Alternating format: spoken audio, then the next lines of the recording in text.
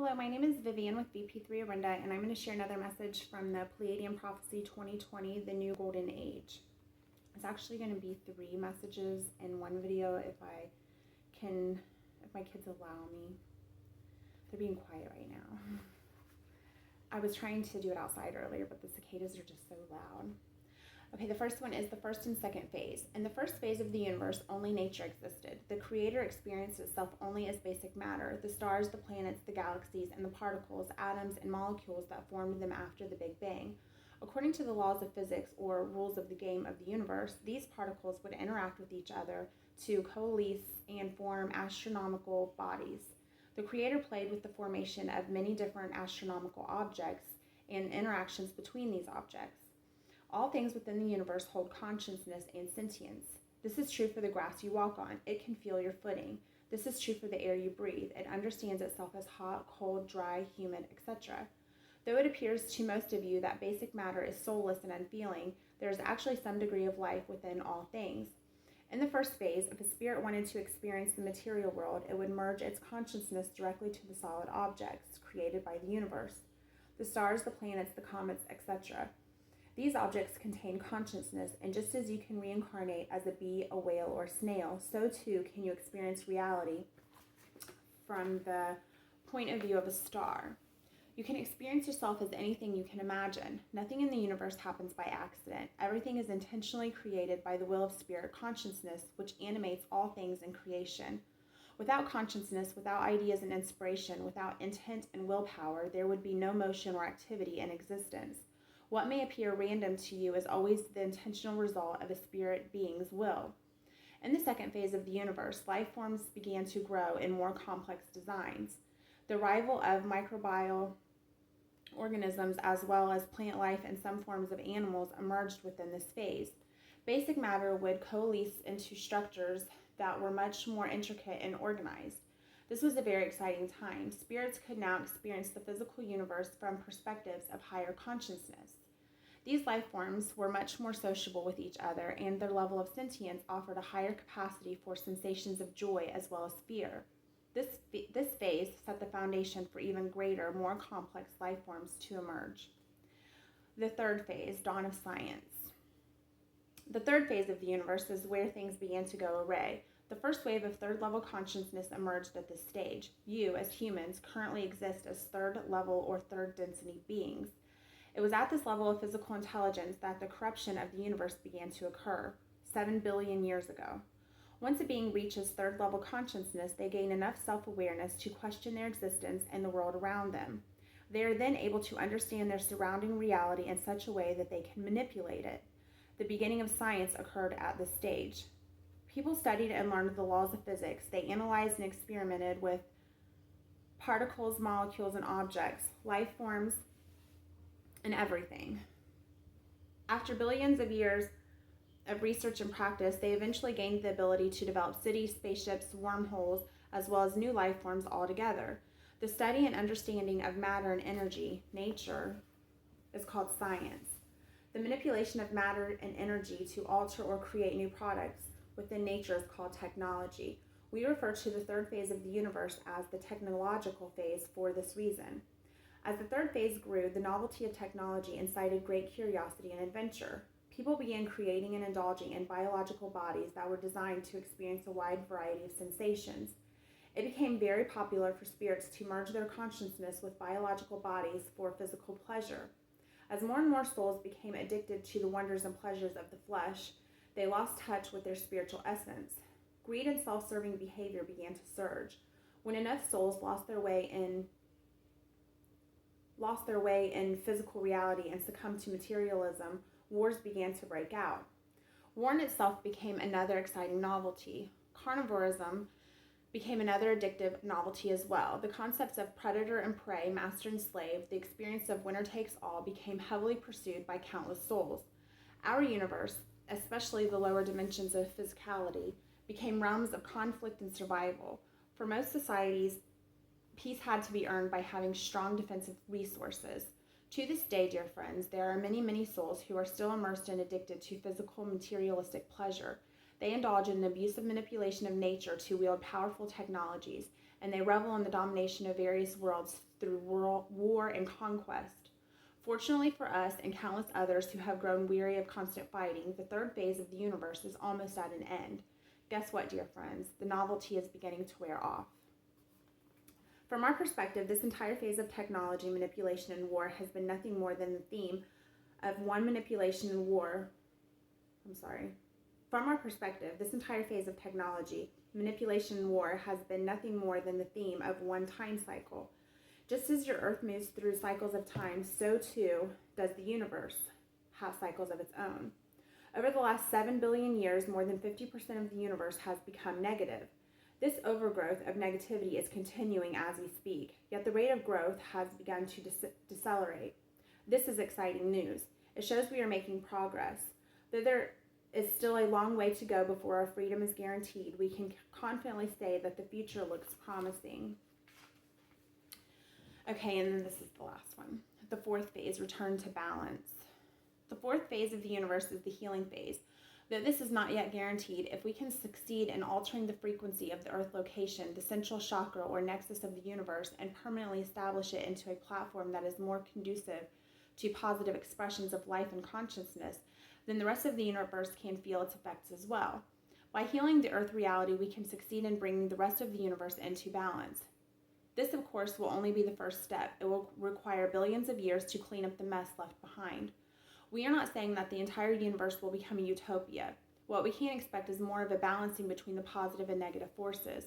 We can expect a decrease in materialism and war and an increase in spirituality and unity. By making adjustments to the nexus points within the universal matrix, we can adjust the very fabric of space-time and the type of frequencies that it supports. It is our goal and the goal of many other beings to return this universe to what it was meant to be, a free will universe, where war and slavery are not a constant threat. What you must understand is that your physical dimension affects everyone in the higher dimensions as well. All things are interconnected. All things are one. Therefore, if one dimension is broken and out of balance, then all other dimensions will experience repercussions. The universe is a singular body in itself, and just as cancer can spread from one portion of the body to all other surrounding areas, so too can an entire universe succumb to the untreated infection of a single dimension. In many books and teachings throughout your world, you are told that the Earth is the most hellish planet in the universe. Dear friends, allow us to be frank with you. Your challenges are infantile compared to other places. There are species and societies through the Milky Way galaxy alone that experience a far deeper degree of suffering than any living creature on your planet. Suicide, for example, is a common cause of death in your planet. Yet it is not nearly as prevalent as it is in other worlds. Some beings experience a degree of suffering that is so great their entire civilization is suicidal. That does not automatically mean they have the freedom to commit suicide, however. Despite their compelling desire to end their misery, their overlords make sure they cannot. These beings are so heavily controlled that even the idea of suicide is not allowed to cross their minds. Suicide in some cases can be a luxury. It is a luxury on your planet because not all beings in existence who wish to end their pain are allowed to. We are not condoning any acts of suicide. We are merely highlighting the level of freedom that you have. It is considered humane to put a suffering animal out of its misery, correct? From our perspective, the same principle applies to humans. Unfortunately, some beings experience heavier restrictions than humanity does, greater suffering and greater limitations. We understand that this information might not necessarily uplift your spirits. We are simply comparing your reality with others and assuring you that your world is not the worst of its kind. We are hopeful that this information will inspire at least a hint of gratitude in your hearts. Be grateful that you can laugh, that you can love, that you can at least have hope for a better day, because there are some extraterrestrial beings who cannot. They cannot even conceive of joy or happiness. They do not even know that these things exist. This is why we encourage you humans to have gratitude. Fantasies are an interesting subject. Romantic fantasies, for example, are a type of fantasy that is very common on your world. Did you know that every single fantasy you ever had will be satisfied in some place or time? There is no such thing as a question without an answer, and as such, there is no such thing as desire without satisfaction. The difference between your desires and fantasies in the physical plane versus the spiritual plane is that there is a great deal of time lag. In the spirit plane, Your will and desires are met instantly, and physicality, however, due to the process of time, it can take up to millions of years before you get what you want. This is why creation is so vast. The infinity of desires that the Creator has, that you have, literally takes an infinity of space, time, and realities to fulfill. Whether your fantasies are positive or negative, selfish or selfless, they will all be experienced and satisfied in some fashion or another. From our perspective, you are fulfilling someone else's fantasy right now as we speak. The majority of humanity has agreed to be temporarily suppressed or enslaved, as we wish to emphasize temporarily, because it is important for you to understand. There's hair in my mouth. It is important for you to understand that I think I might have got it that time.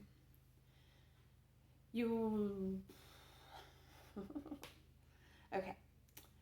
And we wish to emphasize temporarily because it is important for you to understand that if you were truly as powerless as you sometimes think you are, you would have no chance for freedom at all. Your will for freedom is being honored by creation, just as any other will or desire in existence. However, there is a time lag to manifestation and physicality. Once upon a time, there were beings who dreamed of amassing great power, who yearned to be worshipped and feared. You are fulfilling their fantasy by participating in this earth reality right now.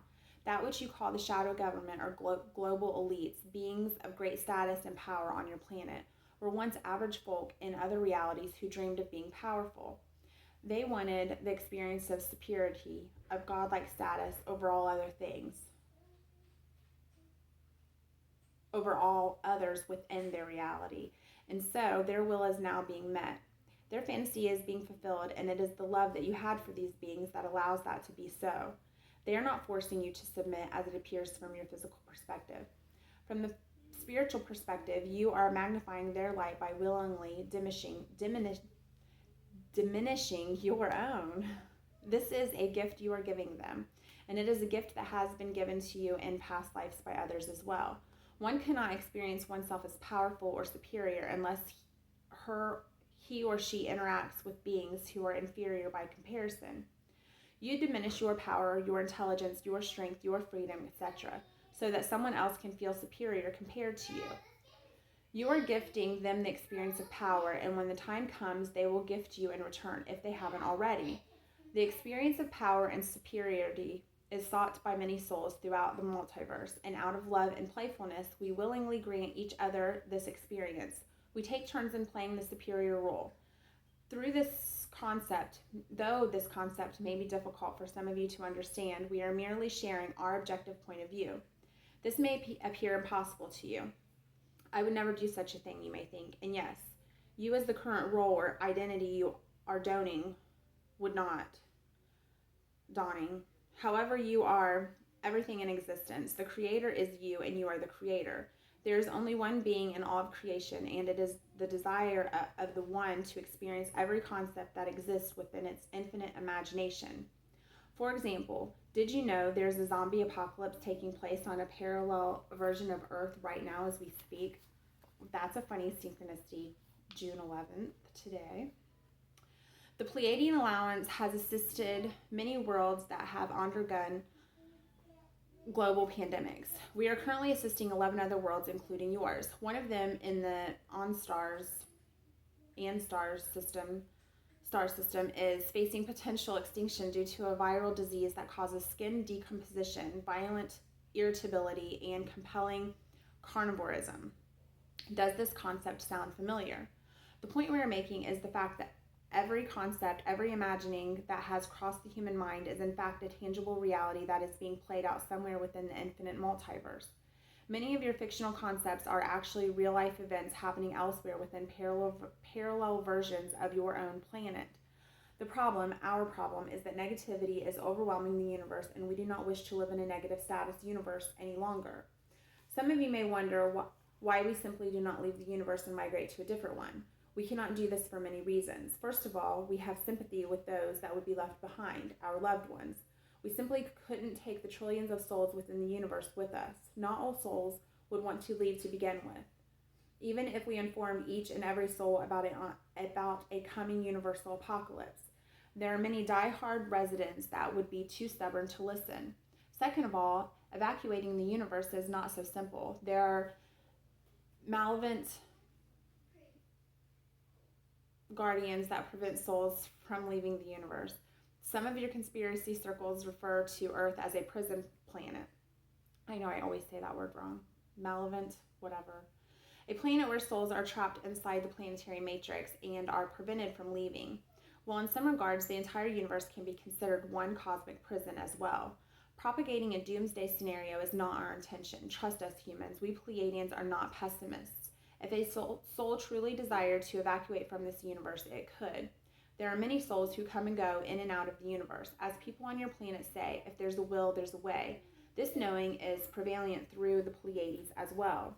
We share many common beliefs with you. The problem is that we shouldn't have to worry about leaving or evacuating. We should not have to live with constant fear of war or apocalyptic end times, which is why it is important that we heal the universe, beginning especially with the nexus points. We remind you that the progress is being made. The probabilities are in your favor, in our favor. During every birth-death cycle of the universe, after every Big Bang that occurs, the universe undergoes many different phases and cycles. Some of these cycles are dark or negative, others are light and positive. Each birth-death cycle comes with at least one dark age that lasts for billions of years. However, light ages or golden ages typically last much longer. Just as your Earth and humanity undergoes many rises and falls, so too does the universe.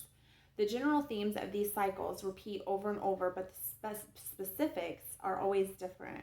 However, you and the rest of the universe are at an unprecedented crossroads.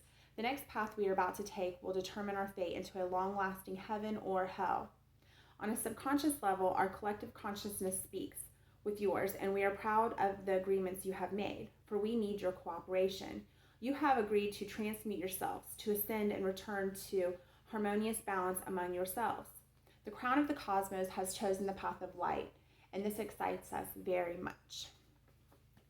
I liked reading that part because ever since I was a little girl, I have always believed in God, but I always imagined whenever I would hear of aliens or dinosaurs or just different beings like in all the different planets, that God was just up there using his imagination and creating a bunch of different beings that inhabited all the different planets. In the game Minecraft, I like to think of that too, like the universe or our world.